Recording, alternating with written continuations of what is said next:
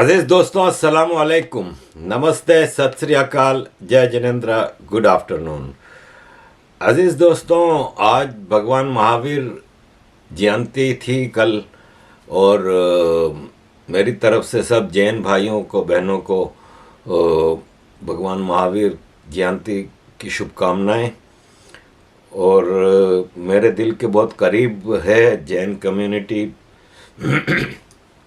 मैं पर्सनली बहुत थोड़े जैन लोगों को जानता हूँ। वैसे मेरी फ़ैन फॉलोइंग में बहुत होंगे, लेकिन मैं जिनको भी जानता हूँ पर्सनली, वो मतलब बड़े साफ़ सुथरे अच्छे लोग हैं। हमारे जयपुर में जे आहूजा जी हैं, उनकी धर्मपत्नी जैन कम्युनिटी से ताल्लुक़ रखती हैं। और मैंने पहले भी कई बार बताया कि मेरे पूरे इंडिया के ट्रिप में मैंने जो सबसे अच्छा खाना खाया है वो उनकी धर्मपत्नी ने बनाया था। और बड़ा सादा खाना, लेकिन क्या स्वादिष्ट खाना था, मैं बता नहीं सकता। तो और बड़े प्यार करने वाले लोग, बड़े रहमदिल अच्छे लोग। तो मैं ये है कि आप सबको इस शुभ दिन की शुभकामनाएं देता हूं। और आगे बढ़ते हैं। यूके के हवाले से काफ़ी चीज़ें हैं, काफ़ी मसले हैं, और ये सब चीज़ें डिस्कस करनी ही थी। देखें, कई चीज़ें हुई हैं यूके में। स्कॉटलैंड का फर्स्ट मिनिस्टर एक पाकिस्तान ओरिजिन का, इंडिया का प्राइम मिनिस्टर, यूके का प्राइम मिनिस्टर वो इंडियन ओरिजिन का, हिंदू ओरिजिन का। लंदन में ज़बरदस्त हिंदू फोबिया चल रहा है यूके में। और मुसलमानों की जो दादागिरी यहाँ पे चल रही है उसका मैं बता नहीं सकता।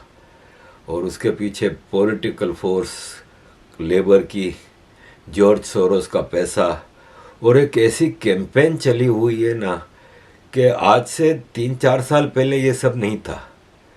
ये 2019 में जो लैंडस्लाइड विक्ट्री लेके मोदी जी वापस प्राइम मिनिस्टर बने हैं, और फिर इसके बाद जो उठान देखी, भाई आप ये देखें कि एक तो धड़ाधड़ क्रिटिकल फैसले हुए। Abrogation of article 370, citizen amendment act, triple तलाक, और इस तरह के अयोध्या का राम मंदिर की तामीर, ये सब इनके मतलब घोंसले पस्त हो गए। ऐसे में इकोनॉमिक डेवलपमेंट, उसमें चाइना अमेरिका की शरारत, वायरस आया। अब वो कोरोना वायरस से दुनिया की इकोनॉमीज डाउन हो रही हैं। इंडिया के ऊपर हमला ज़बरदस्त था, शुरू में हमने देखा कि क्या हुआ था, लेकिन इसके बाद जो कंट्रोल किया, फिर वैक्सीन बना ली। इन्होंने कहा ये मोहताज मुल्क ये हमारे मुकाबले पे आ गए। पहले 40-40 साल वेट करते थे हमारी वैक्सीन का, आज ये। और वैक्सीन भी वो बनाई कि आज फाइजर और मॉडर्ना की वैक्सीन पे पूरी दुनिया के इंटेलेक्चुअल सवाल उठा रहे हैं, इंडिया की वैक्सीन पे कोई नहीं। फिर इकोनॉमी का, फिर भारत का जो डेवलपमेंट वर्क, इंफ्रास्ट्रक्चरल डेवलपमेंट ले लें, डिजिटलाइजेशन ले लें, हर लिहाज से दुनिया की बड़ी बड़ी कंपनियों में भारत के सीईओ लगने शुरू हो गए, अंबानी, अदानी। फिर इन्होंने कहा कि लेफ्ट का इकोसिस्टम पूरी दुनिया का, जो अमेरिका, यूरोप का, पाकिस्तान जैसे शैतान मुसलमान मुल्क, और जॉर्ज सोरोस जैसे बिलियनियर्स, इन लोगों ने मिलकर जो कैंपेन चलाई, उसका टारगेट सिंपल सा एक था कि इंडिया को टारगेट करना है, हिंदू को करो। क्योंकि जितने सीईओ बन रहे हैं वो 99% हिंदू बन रहे हैं। और जो हिंदू को बदनाम करो, मुसलमान टेररिस्ट बदनाम हो गया है तो हिंदू को बदनाम करो। तो एक हिंदुइज्म, एक्सट्रीमिज्म, इसके ऊपर एक ऐसी चलाई। लेस्टर में आपने देखा कि यहाँ पे हिंदुओं पे हमले हुए, मशहूर ये किया गया कि हिंदू एक्सट्रीमिस्ट। देखें, ये आपके सामने है लंदन। लंदन की आइकॉनिक जगहें, ट्रफेलगर स्क्वायर, वेम्बली स्टेडियम, पता नहीं क्या क्या, हर जगह दस्तरखान बिछा के अफ्तारियां हो रही हैं। और एक्सट्रीमिस्ट कौन है? हिंदू एक्सट्रीमिस्ट है। हर जगह अफ्तारियां हो रही हैं।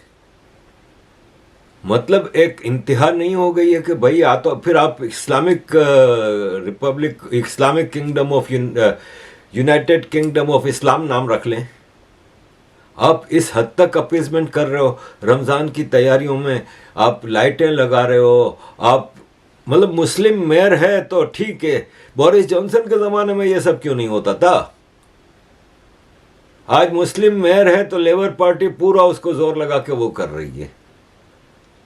फिर अब खालिस्तानी हुआ, वो खालिस्तानी में इंग्लैंड की सरकार की कमजोरियां थीं जिसको भारत ने क्लियर कड़ा जवाब दिया।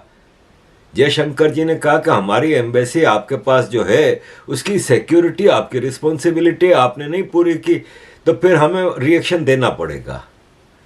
जिस पे हमारे शशि थरूर जी ने उनको कहा कि हौला हाथ रखें, ज़रा अपने गुस्से पे काबू रखें और डिप्लोमेसी से काम चलाएं। तो हर जगह डिप्लोमेसी से काम नहीं चलता, कुछ जगह तगड़ा जवाब देना पड़ता है। इन्होंने कौन सी डिप्लोमेसी की? भाई आप ये बताएं कि आपके देश में यानी यूनाइटेड किंगडम में एक मुल्क की एम्बेसी के ऊपर चढ़ जाते हैं, झंडे को वो हाथ लगाते हैं, शीशे तोड़ते हैं, स्टाफ के ऊपर हमले करते हैं। आप कहाँ थे? आपकी पुलिस नहीं आई, बाद में आई, गिरफ्तार क्यों नहीं किया? सबकी वीडियोस मौजूद हैं। अभी तक किसी की कोई खबर नहीं आई कि किसी के ऊपर केस चला हो या कुछ हुआ हो। तो आप ढीला हाथ दे रहे हो ना। आपके देश में बैठ के एक सॉवरन स्टेट इंडिया के खिलाफ यहाँ पे साजिशें हो रही हैं, डायरेक्ट खालिस्तानी इंडिया तोड़ने की बात करते हैं। कोई भी इंडिया, पाकिस्तान, बांग्लादेश, सीरिया कहीं भी बैठ के इंग्लैंड को तोड़ने की कोई पार्टी बात करेगी तो इंग्लैंड बर्दाश्त करेगी?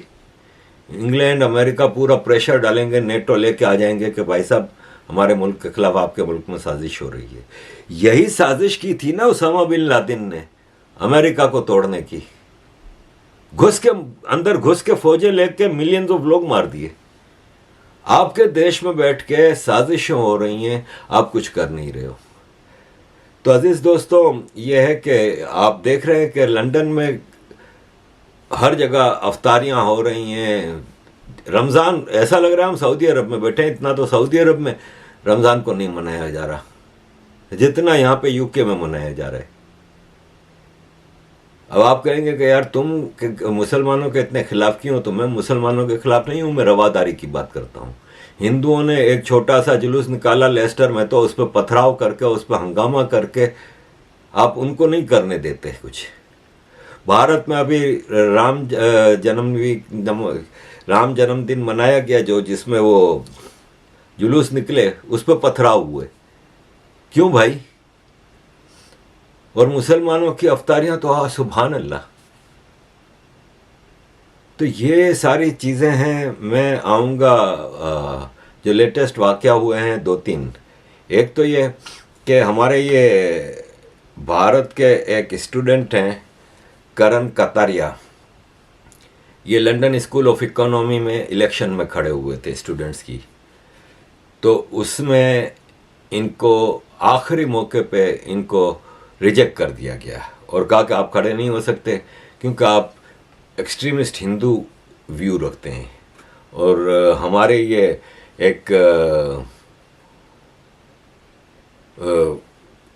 टीचर हैं, प्रोफेसर हैं इसकी लंदन स्कूल ऑफ इकोनॉमिक्स की, वो इसमें ज़्यादा एक्टिव हैं।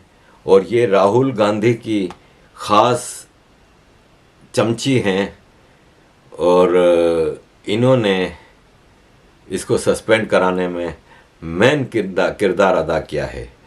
तो अज़ीज़ दोस्तों, ऐसे में यह है कि ये पहला वाक़या नहीं है। ऑक्सफोर्ड यूनियन की प्रेसिडेंट इलेक्ट हुई थी रश्मि सावंत जी 2 साल पहले, उनके साथ भी ये हुआ। ये रेसिज्म है, हमारी नज़र में क्लियर रेसिज्म है।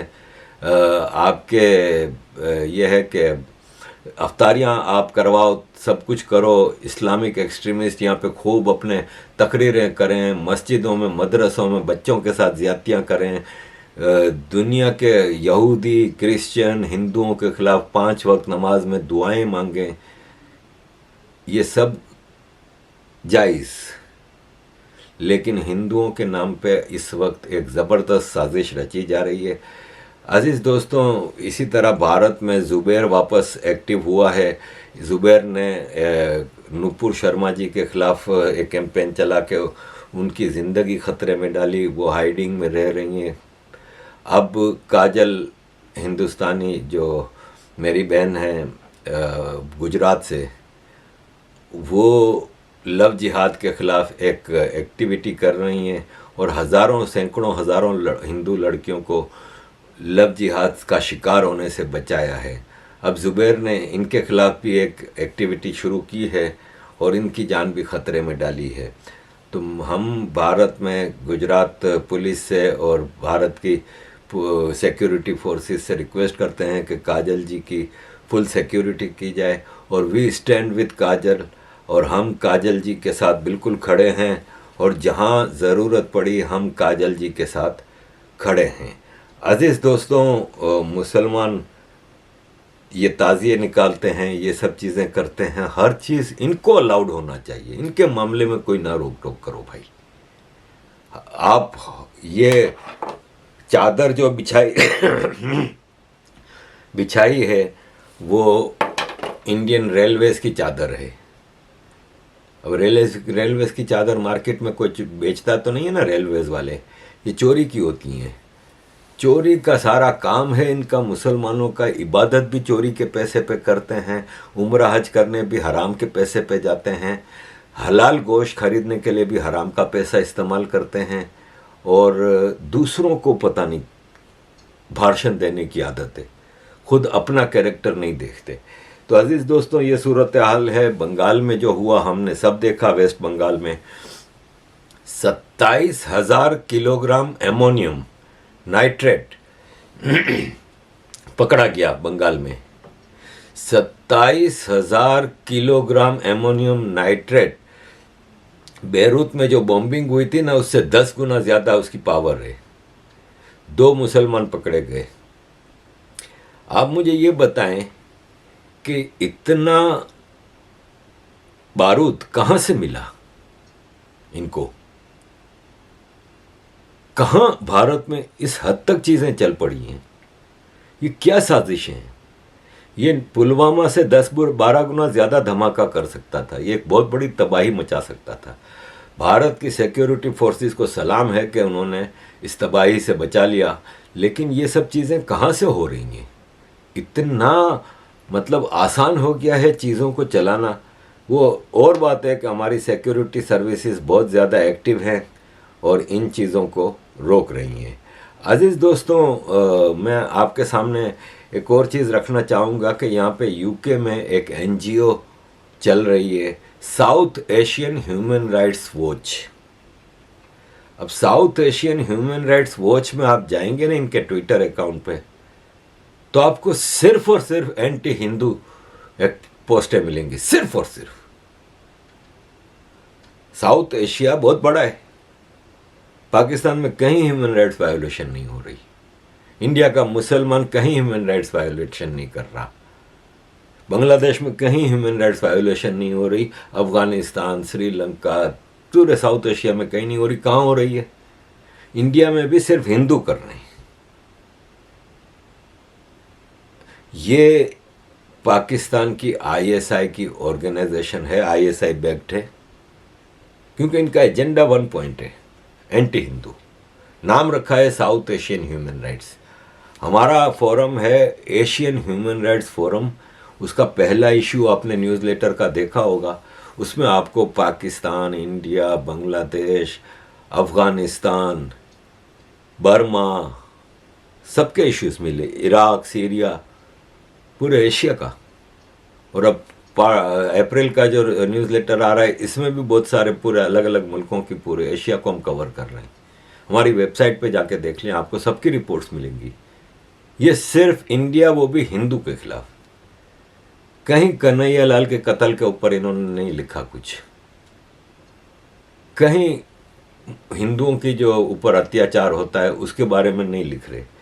ये कड़ियाँ हैं। और आप इनकी फॉलोअरशिप देखें, 121,000, 1,21,000 फॉलोअर हैं ट्विटर पे। ये चीज़ें चलाते हैं। हालांकि आप ये देखें कि 1,21,000 फॉलोअर हैं, लेकिन इनकी पोस्टों की लाइकिंग जो है ना वो 100, 200, 300। इसका मतलब ये बोट जो होते हैं ना, क्योंकि आईएसआई के पास और इन इकोसिस्टम वालों के पास बोट होते हैं, जिससे कि वो बल्क में फॉलो करना शुरू कर देते हैं और फिर लाइक कोई पढ़ता ही नहीं है। तो ये है सूरत हाल। अजीज़ दोस्तों, दो इश्यूज और मैं आपके सामने रखूंगा यूके के। एक तो ये कि देखें, हमजा यूसुफ के पेरेंट्स पाकिस्तान में पैदा हुए, हम और हमजा यूसुफ के दादा इंडिया में पैदा हुए। तो वो इंडिया से हिजरत करके आए पाकिस्तान। पाकिस्तान में हमजा यूसुफ उनके पेरेंट पैदा हुए और फिर स्कॉटलैंड में हमजा यूसुफ पैदा हुए। ऋषि सुनक के ग्रैंड पेरेंट्स गुजरांवाला में पैदा हुए, पेरेंट्स इंडिया में पैदा हुए, ऋषि सुनक यूके में पैदा हुए। इस वक्त यहाँ पे दो इंडियन ओरिजिन की पोस्ट, मेजर पोस्ट हैं। होम मिनिस्टर सुएला ब्रेवमैन हैं और ऋषि सुनक प्राइम मिनिस्टर हैं। हमजा यूसुफ फर्स्ट मिनिस्टर, यानी एक तरह का चीफ मिनिस्टर होता है। और हमजा यूसुफ अपने इलेक्शन जीतने से पहले, आज से साल 1.5 साल पहले, असेंबली में स्पीच कर रहे थे।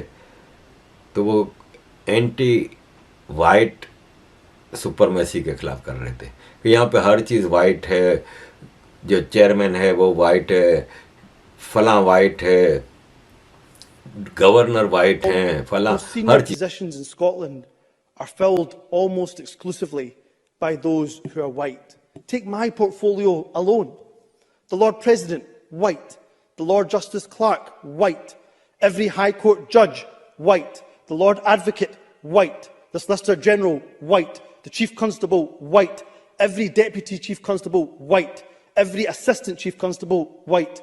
The Head of the Law Society, white. The Head of the Faculty of Advocates, white. Every prison governor, white. And not just justice. The Chief Medical Officer, white. The Chief Nursing Officer, white. The Chief Veterinary Officer, white. The Chief Social Work Advisor, white. Almost every trade union in this country headed by people who are white. In the Scottish Government, every Director General is white. Every chair of every public... आज खुद ये वहाँ के chief minister बने हैं और वहाँ के लीडर ऑफ अपोजिशन भी अनस सरवर, वो भी पाकिस्तान ओरिजिन के हैं। इनके फादर, अनस सरवर के फादर चौधरी सरवर यहाँ पे एमपी थे, फिर ये पाकिस्तान चले गए और इमरान खान ने उनको गवर्नर पंजाब बनाया, जिसके लिए उन्होंने ब्रिटिश नेशनलिटी छोड़ी। अब वो इमरान खान की पार्टी छोड़ के नवाज शरीफ की पार्टी में है। चौधरी सरवर का बेटा अनस सरवर लेबर पार्टी का चीफ है और वो स्कॉटलैंड का लीडर ऑफ अपोजिशन है। लंदन का, ब्रेडफोर्ड का, मैनचेस्टर का मेयर, बर्मिंघम का मुसलमान है। ये इस वक्त सिचुएशन है। स्कॉटलैंड आज़ादी मांग रहा है और आज़ादी के लिए एक रेफरेंडम की बातचीत चल रही है।